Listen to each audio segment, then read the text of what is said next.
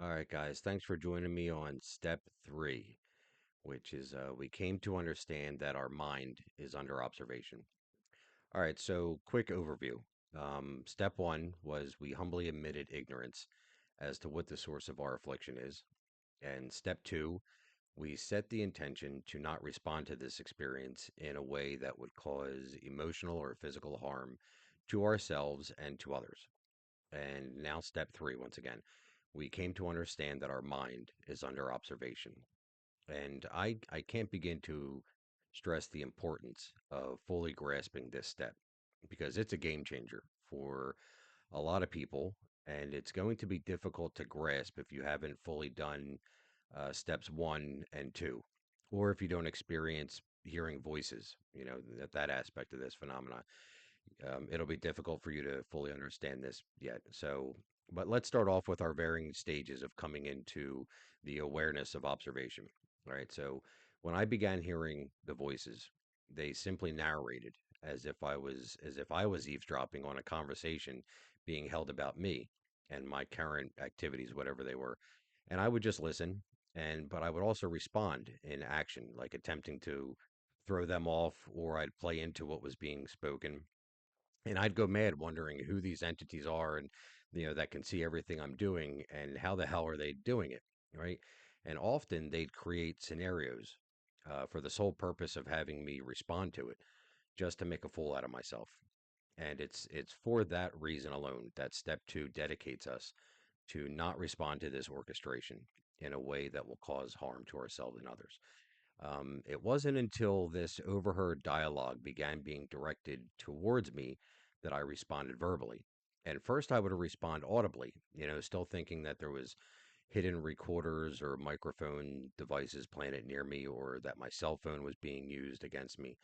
And I remember going through a phase where I was mouthing my responses, thinking my words were being lip read. And this I thought was possible because I thought at all times there was a camera on me. And eventually, what happened was I responded to the voices I was hearing in my thoughts, and they responded back. And a lot of people are not at this stage yet and are still responding physically and audibly to the words and statements being spoken about them. Because typically, at first they speak about you, then they speak to you. At first you respond physically, then you begin to respond mentally. Your inner monologue becomes an inner dialogue. And in a lot of ways, this was great because I stopped looking without and I started looking within for answers. The amount of property damage that had been occurring stopped immediately, which I'm sure my landlords were thankful for. And I finally stopped ripping apart my vehicles and my apartments, and I was able to take the tape covering my cell phone camera off because I realized the whole phenomenon was happening in my mind, right? I realized that whoever this was that I was able to hear, like, for all these years, had been responding to my thoughts and my perception of my environment, right? So all observation of external environment, of environmental conditions, is perceived by our sensory organs, our eyes, our ears, our nose, skin, our tongue, but it is all processed in the brain. And it's a game changer when you realize that all communication and manipulation is occurring because of your perception of reality. Okay. A lot of people think that they can see through your eyes, and that is absolutely wrong. Like, we don't even see through our own eyes. The pupil acts like a doorway for light to reach the retina at the back of the eye, where the image is formed and processed by the brain. And that is what is being observed, not your actual environment, your perception of your environment. But when the conscious awake mind becomes aware that it's being observed, but there's no environmental observer, meaning there's no observer that exists outside of yourself and your environment, it'll seek an explanation outside of itself because it doesn't make sense, right? The brain's number one job is to demand order. And when something like this occurs that is completely out of order, it'll make sense of things any way that it can. And this, for me, it led to a condition known as apophenia, where I began to put non existent pieces of a puzzle together. And I mean the term awareness of observation is the definition of paranoia. You become aware someone is watching and has, potentially ill intentions.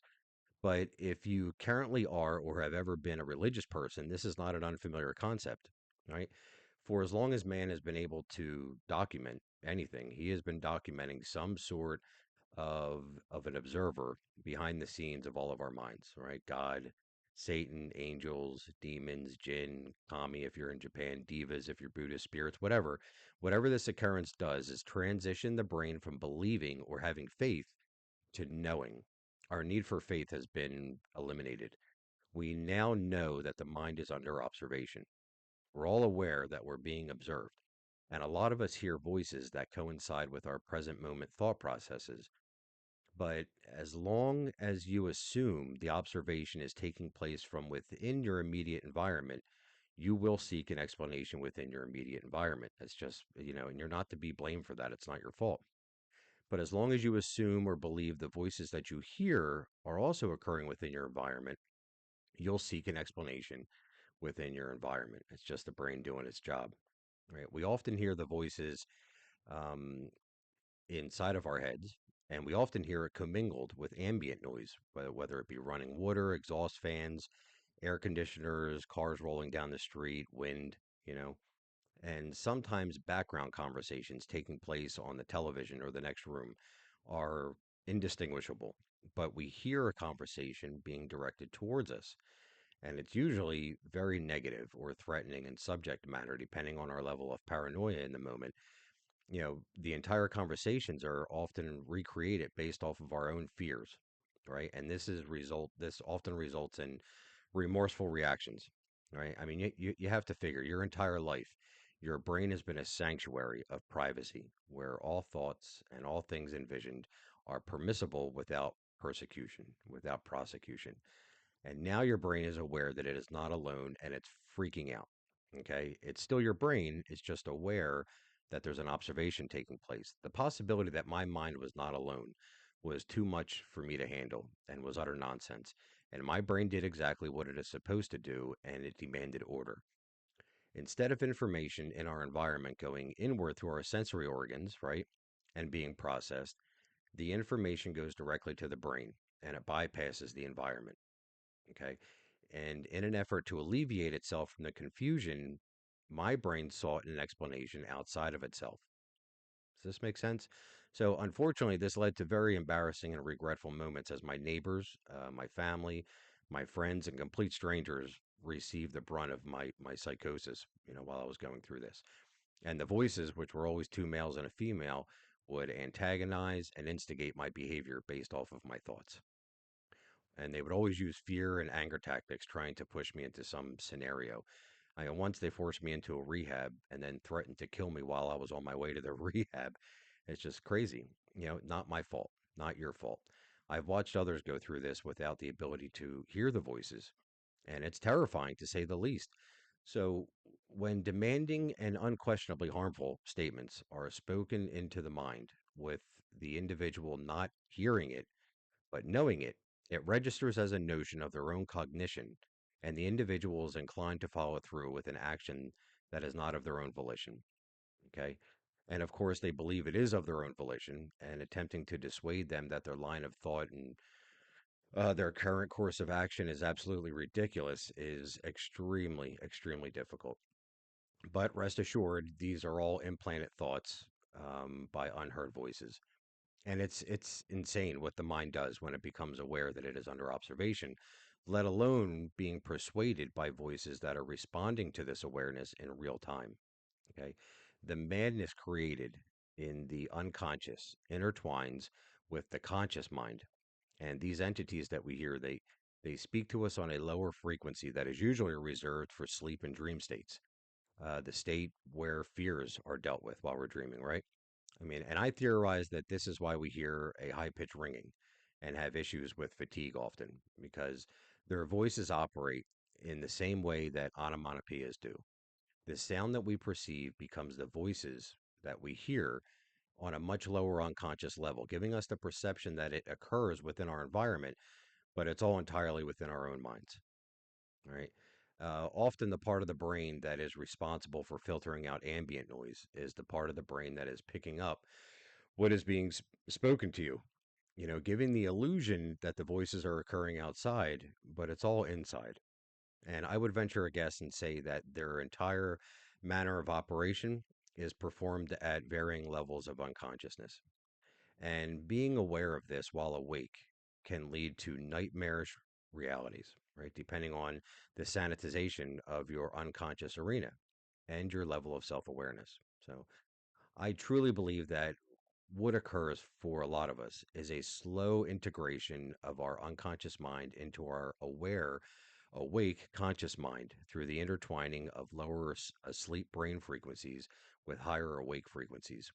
And I believe this because many of us, myself included, hear and speak to these voices in our dreams while we're sleeping. I still hear them and communicate with them.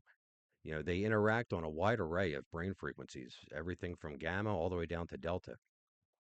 So all the battles that we typically face in our dreams, right, become our reality. And we're left with little choice but to think it's reality unless you understand what is happening. And that's what we're getting at here. That's what we need to understand. Because when I came to this realization, it was the precursor for me exiting the hellish gang stalking phase. Right? We're all having the same experience. We're just some of us are at different levels of awareness. And that doesn't make anyone any better or any worse or any smarter or any dumber, right? We're all a part of, not apart from. And these steps are designed to bring everyone up to speed and make sense of this occurrence all across the board. Be mindful of what thoughts originate from you and what thoughts are not from you. As your mind becomes more peaceful, your expression of that state of mind will be evident through your speech and through your actions. If any of you have ever listened to me speak, you'll know that I do not deny the fact that gang stalking does occur with operators, but consider the possibility that those the people that you believe are gang stalking you are themselves unaware why they are doing some of the things that they're doing. If those things are even happening at all, consider the abilities of those that target us and how much control they have over our reality. And never, ever, ever underestimate the susceptibility of the human mind to manipulation. So we'll get deeper into the topic of manipulation in step 7, but know that fear will often find an explanation in very undeserving environments and people. And if there's one thing that these steps all work towards, it's the cultivation of a balanced mind. And that's the definition of equanimity, calmness, and evenness of mind. That's the mind that is needed to get through this and help others get through this. Otherwise, we're just victims, right? So, all right, guys. Thank you for taking the time to watch, learn, and grow. And our next step is step 4. We set the intention to abstain from all substances that drastically altered our perception of reality. And, if you were able to fully grasp and understand this step that we just discussed, then you should have a good idea why step 4 is so important. So, all right, gang. All right, till next time. I appreciate you stopping by and listening. And feel free to leave comments and share. Always, always, always, I encourage others to share these videos. Because it's very important that we all grasp what is happening in our minds. Okay. All right. Take care. God bless.